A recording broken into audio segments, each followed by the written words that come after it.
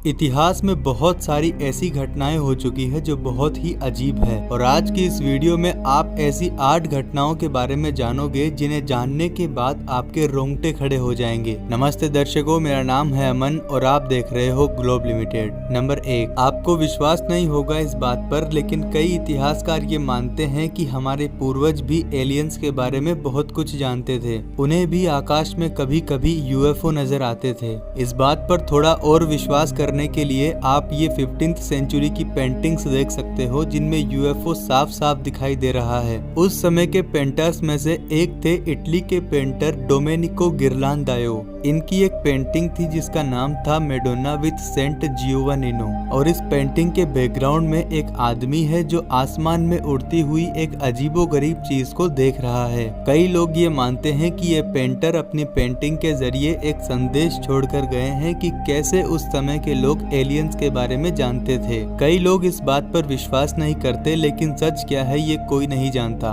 Number 2, Amelia एयरहर्ट पहली ऐसी महिला थी जिसने अटलांटिक ओशियन के ऊपर से उड़ान भरी थी। इन्होंने और भी बहुत सारे रिकॉर्ड्स अपने नाम किए थे। इन्होंने अपनी हवाई यात्राओं के बारे में बहुत सारी किताबें लिखी जो बेस्ट सेलिंग किताबें थी। 1936 में अमेलिया ने पूरी दुनिया की हवाई यात्रा करने का प्लान बनाया और जून 1937 में इस हवाई यात्रा का सफर शुरू किया। आपको जानकर हैरानी होगी कि 2 जुलाई 1937 को पैसिफिक ओशियन के ऊपर से उड़ान भरते हुए अमेलिया का हवाई जहाज किसी रहस्यमयी तरीके से गायब हो गया। अमेलिया के जहाज को ढूंढने की पूरी कोशिश की गई, लेकिन सारी कोशिशें नाकाम रही। कोई भी अमेलिया के जहाज को नहीं ढूंढ पाया। लगभग 2 साल की नाकाम कोशिशों के बाद 2 जनवरी 1939 को अमेलिया को मृत घोषित कर दिया गया। इतना समय बीत जाने के बाद आज भी ये घटना रहस्य बनी हुई है। बहुत सारे अनुमान लोगों द्वारा लगाए जाते हैं, लेकिन सच क्या है ये कोई नहीं जानता। नंबर 3, अमेरिका के सबसे चहीते प्रेसिडेंट्स में से एक थे जॉन एफ कैनेडी।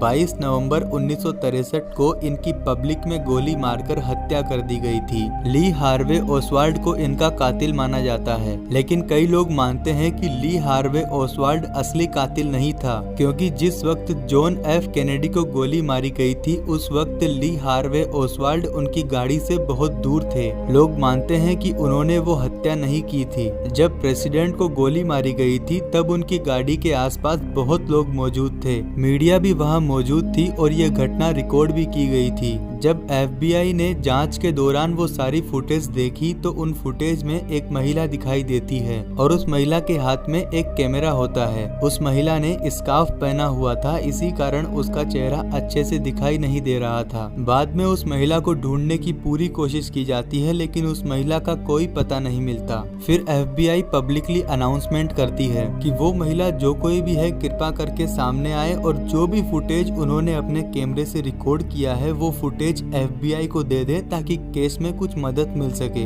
लेकिन वो महिला सामने नहीं आती है। वो महिला कौन थी ये कोई नहीं जानता। आपको हैरानी होगी ये जानकर कि जिस वक्त ये घटना हुई थी उस वक्त सभी लोग अपनी अपनी जान बचाने के लिए इधर उधर भाग रहे थे, लेकिन वो महिला फोटोग्राफ लेने में व्यस्त थी। उसे किसी बात का कोई डर ही नहीं था। ये तो आज तक पता नहीं चला कि वो महिला कौन थी, लेकिन कई लोगों के अलग अलग अनुमान सामने आए। कुछ लोग कहते हैं कि यही औरत असली कातिल हो सकती है और जो उसके हाथ में कैमरा है वो कोई कैमरा नहीं बल्कि एक बंदूक है। बाद में लोग उसे बबूश्का लेडी के नाम से जानने लगे, क्योंकि उसने अपने सर पे स्कार्फ बांध रखा था जो कि आम तौर पर रशियन ग्रैंड मदर्स पहनती है और रशियन लैंग्वेज में ग्रैंड मदर को बबूश्का कहा जाता है। असली कातिल कौन है ये आज भी एक रहस्य बना हुआ है। नंबर 4, इंग्लैंड में एक स्मारक है जिसे शेफर्ड्स मॉन्यूमेंट के नाम से जाना जाता है। इसे लगभग 1763 में बनाया गया था। इसके ऊपर निकोलस पोशन की पेंटिंग द आर्केडियन शेफर्ड्स बनी हुई है। इसके नीचे 10 अक्षरों का एक कोड लिखा हुआ है और आपको जानकर हैरानी होगी कि लगभग 250 सालों के बाद भी आज तक इस कोड को सुलझाया नहीं गया है। कहा जाता है कि मशहूर बायोलॉजिस्ट चार्ल्स डार्विन डार्विन ने भी इस कोड को सुलझाने की कोशिश की थी, लेकिन वो भी नाकाम रहे। ऐसा माना जाता है कि अगर इस कोड को सुलझा लिया गया तो ये होली ग्रेल की लोकेशन तक लेकर जा सकता है। होली ग्रेल एक प्रकार का बर्तन हुआ करता था जिसके बारे में ऐसी मान्यता थी कि जो भी व्यक्ति इसका इस्तेमाल करेगा वो अमर हो जाएगा। हालांकि इन सब बातों पर विश्वास करना बहुत मुश्किल होता है, लेकिन ये बात तो बिल्कुल सच है कि उस स्मारक के नीचे बने हुए कोड को आज तक सुलझाया नहीं गया है।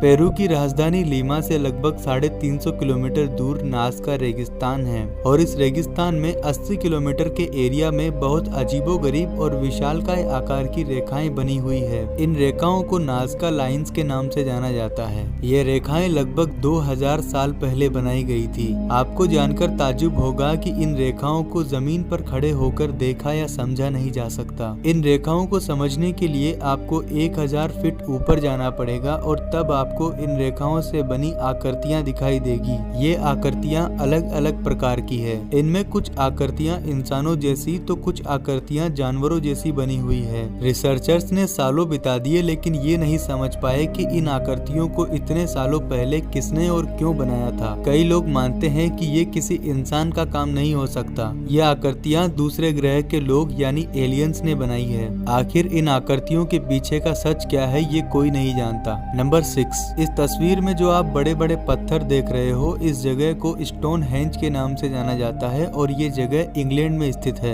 इन चट्टानों को जमीन खोदकर गोलाकार स्थिति में खड़ा किया गया था। ऐसा अनुमान लगाया जाता है कि इसे लगभग 5000 साल पहले बनाया गया था, लेकिन इसको बनाने के पीछे क्या कारण था ये आज तक किसी को नहीं पता। रिसर्चर्स को यहाँ से जानवरों की लगभग 350 हड्डियां और हजारों औजार मिले हैं। इससे पता चलता है कि इस इलाके में लंबे समय तक बसावट थी। उस जमाने के उपकरणों के हिसाब से इसे बनाने में और इन बड़ी बड़ी चट्टानों को यहाँ लाने में कई साल लग गए होंगे, लेकिन इसे क्यों बनाया गया इस सवाल का जवाब आज तक किसी को नहीं मिला। नंबर 7, भारत की प्राचीन सिंधु घाटी सभ्यता उस जमाने के हिसाब से बहुत ज्यादा विकसित थी। 1920s में इस सभ्यता के 2 बड़े शहर हड़प्पा और मोहनजोदारो की खोज हुई। माना जाता है कि इस सभ्यता की शुरुआत लगभग 5000 साल पहले हुई थी। इस सभ्यता के लोग उस जमाने के हिसाब से बहुत आधुनिक हुआ करते थे। हड़प्पा और मोहनजोदारो से जो अवशेष मिले हैं उनसे सीधा सीधा अनुमान लगाया जा सकता है कि वहाँ के लोग एक बेहतरीन जिंदगी जीना सीख चुके थे। वे लोग पकी हुई ईंटों के मकानों में रहते थे और तब वहाँ ऊंची ऊंची इमारतें भी हुआ करती थी। गंदे पानी को निकालने के लिए ढकी हुई नालियाँ थी और नहाने के लिए बड़े बड़े स्विमिंग पूल भी हुआ करते थे। लेकिन इस सभ्यता का अंत कैसे हुआ ये सवाल आज भी एक रहस्य बना हुआ है। कई लोग अलग अलग बातें बताते हैं, जैसे कुछ लोग कहते हैं कि बाढ़ के कारण इस सभ्यता का अंत हुआ और कुछ लोग मानते हैं कि यहाँ महामारी फैल गई थी और कुछ लोग मानते हैं कि यहाँ आर्यों ने हमला किया था। लेकिन असली सच क्या है ये कोई नहीं जानता। नंबर 8, रोंगो रोंगो स्क्रिप्ट एक ऐसी प्राचीन भाषा है जिसे आज तक कोई समझ ही नहीं पाया। इस भाषा को ईस्टर आइलैंड में 19वीं सेंचुरी के आखिर में डिस्कवर किया गया था। इस भाषा में 120 सिंबल्स है, लेकिन इनका मतलब किसी को नहीं पता। ऐसा माना जाता है कि सन 1860 तक ईस्टर आइलैंड के लोग इस भाषा का इस्तेमाल करते थे। हैरानी की बात तो ये है कि ये भाषा हमारी सिंधु घाटी सभ्यता की लिपि से काफी मिलती जुलती है। ईस्टर आइलैंड सिंधु घाटी से लगभग 20,000 किलोमीटर दूर है।